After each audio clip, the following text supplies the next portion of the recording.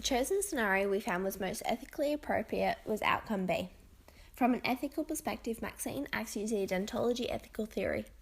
This means that she makes ethical choices associated with principles about right and wrong and one's duty or obligation. Deontology often refers to one's ability to obey duties or rules regardless of the consequences and to do the right thing for no other reason than it's the right thing to do. This theory of ethics is appropriate for Maxine, as in outcome B, her decision to drive carelessly, recklessly, and aggressively on the road was the sole reason for the second accident caused. Her actions endangered the life of another passenger and an 8-month-old child. In outcome B, the consequence of her actions was the unnecessary accident caused, and although Maxine was desperate to answer the initial call of dispatch, and this outcome was not her intention, her duty as a paramedic officer was obeyed regardless of the consequence, and Maxine stayed on the scene to treat the accident that she was a causative agent to.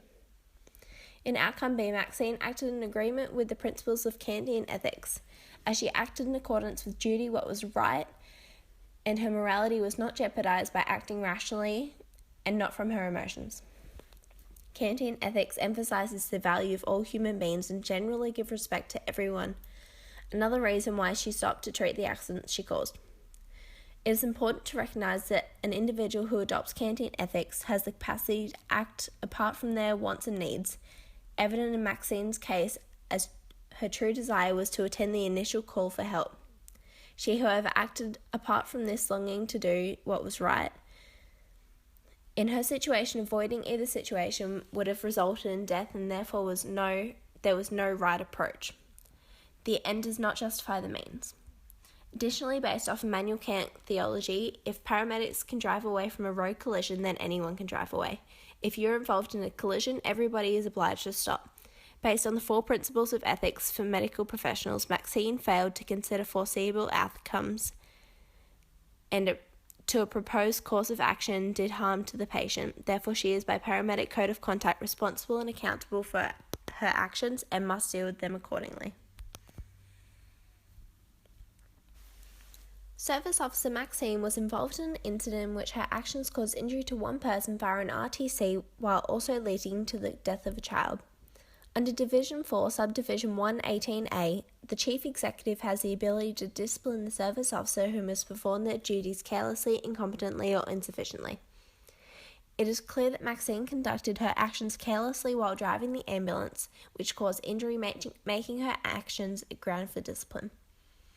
Under Section 18B(1), Maxine is also liable for being careless and for also making a false statement saying that she was okay to attend the incident when she was not emotionally stable. Maxine made the right choice by stopping and providing treatment to the hatchback driver. Maxine provided emergency care to the entrapped patient who would have been left in danger otherwise by exercising her power to open the hatchback and remove the patient. Section 42A of the Ambulance Act states that while driving with lights and sirens, the ambulance vehicle has right of way. In the discussed incident, the light went red in the ambulance's direction of travel when they were roughly 50 metres from the intersection. There was plenty of time for the ute driver and the hatchback driver to have been aware of their presence. They also would have been at a standstill and could have waited for the ambulance vehicle to pass before proceeding on their journey. Therefore, both drivers could have been implicated and received 16 penalty units under Section 46 of the Ambulance Service Act 1991. It is in my opinion on this matter that Maxine is liable for her actions as she was driving dangerously, resulting in injury and death. Although the hatchback driver should have given way, Maxine could have avoided the incident had she been driving safely and had maintained a calm demeanour. She was clearly not ready for the case despite providing false information that she was. Under Section 35 of the Ambulance Act, Maxine is covered from indemnity as she was driving erratically in good faith to get to the baby as soon as possible, which was further explained in Section 38 of the Ambulance Service Act 1991. However, she is also subject to civil liability due to risky driving behaviour. It is my recommendation that Maxine be suspended and that she be evaluated before returning to practice, as it is unacceptable for Maxine to be guiding her decision-making with Kantianism, thus acting without thought of the consequences.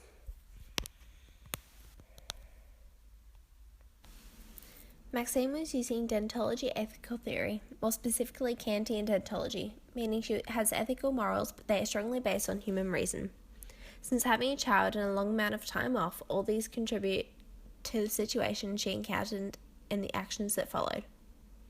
Although her duty as paramedic overcame her personal needs, she still let her emotions overcome her, which endangered her partner and surrounding civilians. For Maxine, a reasonable consequence is up to the supervisor, which makes the situation objective since it will be a personal decision. One part of being a paramedic is responding to emergency jobs quickly and safely. This sometimes means having to pass through intersections.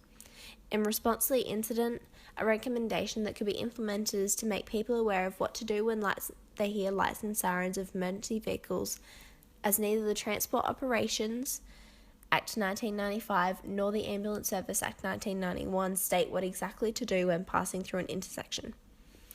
The Ambulance Service Act only states to give the right-of-way to ambulances when lights and sirens are sounding under Act 42 of the Ambulance Service 1991. As stated in the officer's investigation report, the ute and the hatchback driver did have time to wait for the ambulance to go past, but due to this incident, we should make people more aware of what to do in the situation, and this can be implemented by using adverts to free-to-air TV, social media such as Facebook and YouTube as well. Thank you.